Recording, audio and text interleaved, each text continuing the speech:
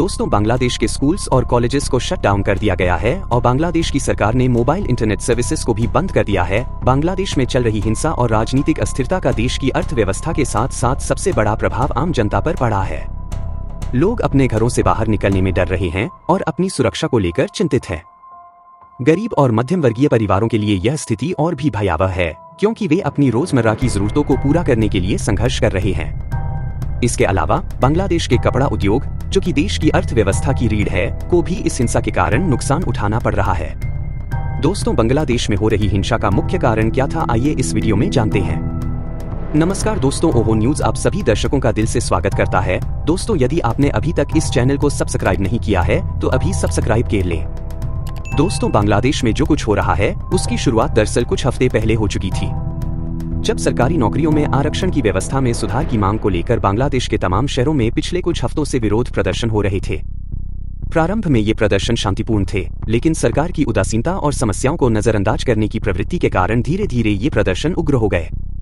छात्र यह महसूस करने लगे कि उनकी समस्याओं को हल करने की बजाय सरकार उन्हें नजरअंदाज कर रही है, जिसके परिणाम स्वरूप सरकारी नौकरियों में आरक्षण में अनियमितताओं के खिलाफ छात्रों का विरोध प्रदर्शन हिंसक हो उठा। हिंसा में अब तक 300 लोगों की मौत हो चुकी है और कई लोग घायल हैं। कुछ दिनों पहले ढाका में लाठियों और पत्थरों से लैस हजारों छात्र सशस्त्र पुलिस बलों से भिड़ गए थे। प्रदर्शन को दबाने के लिए कई स्थानों पर मोबाइल इंटरनेट सेवाएं बंद कर दी गई थी।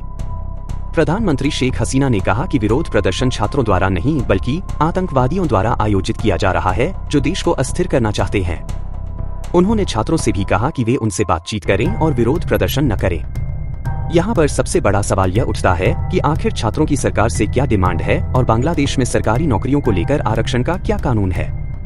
दरअसल बांग्लादेश में आरक्षण प्रणाली के तहत 56% सरकारी नौकरियां आरक्षित हैं। इनमें से 30% आरक्षण साल 1971 के मुक्ति संग्राम के स्वतंत्रता सेनानियों के वंशजों के लिए रिजर्व है। वहीं 10% आरक्षण पिछड़े प्रशासनिक जिलों के लिए और 10% महिलाओं के लिए आरक्षण रिजर्व है। इसके अलावा 5% आरक्षण जातीय अल्पसंख्यक समूहों के लिए और 1% दिव्यांग लोगों के लिए रिजर्व है।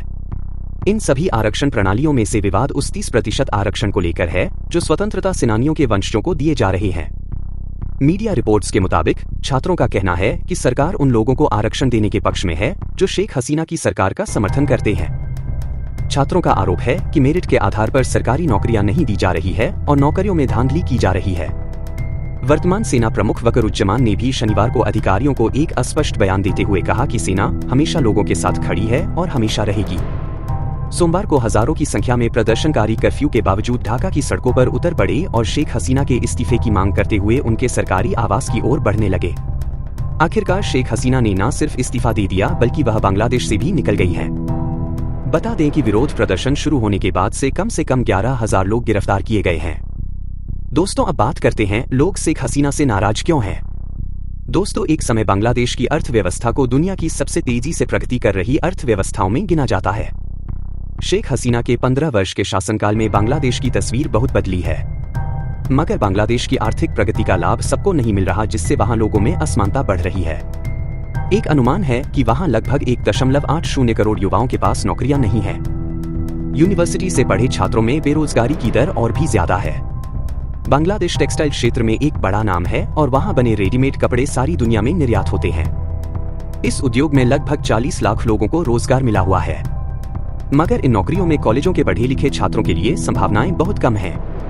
इन्हीं वजहों से बांग्लादेश में असंतोष बढ़ता जा रहा था और यही वजह है कि छात्रों का आरक्षण विरोधी आंदोलन सरकार विरोधी आंदोलन में बदल गया और शेख हसीना के हाथ से सत्ता चली गई।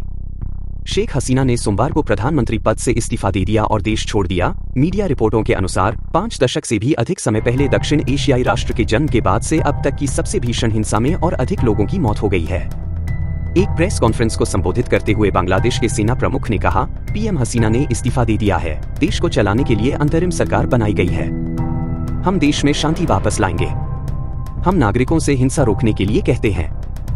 हम पिछले कुछ हफ्तों में हुई सभी हत्याओं की जांच करेंगे।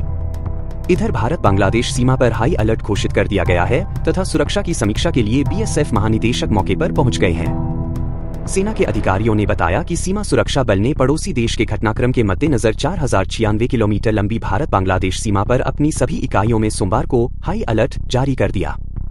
उन्होंने बताया कि बीएसएफ के कार्यवाहक महानिदेशक दलजीत सिंह चौधरी और अन्य वरिष्ठ कमांडर सुरक्षा स्थिति की समीक्षा के लिए कोलकाता पहुंच गए हैं। बांग्लादेश में हो रही हिंसा ने उसकी स्वयं के सामाजिक, आर्थिक और राजनीतिक ढांचे को गंभीर रूप से प्रभावित किया है। इस संकट से निपटने के लिए एक समग्र और समन्वित प्रयास की आवश्यकता है, जिसमें सरकार, राजनीतिक दल, नागरिक समाज और अंतर्राष्ट्रीय समुदाय को मिलकर काम करना होगा।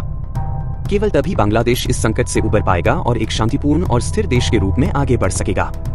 चलिए दोस्तों, आज की वीडियो यही समाप्त करते हैं। जल्द मिलते हैं एक और नई वीडियो के साथ। तब तक के लिए यदि आपने अभी तक चैनल को सब्सक्राइब नहीं किया है तो सब्सक्राइब कर लें, साथ ही बेल आइकॉन को भी दबा दें ताकि अगली वीडियो का नोटिफिकेशन आपको मिल सके।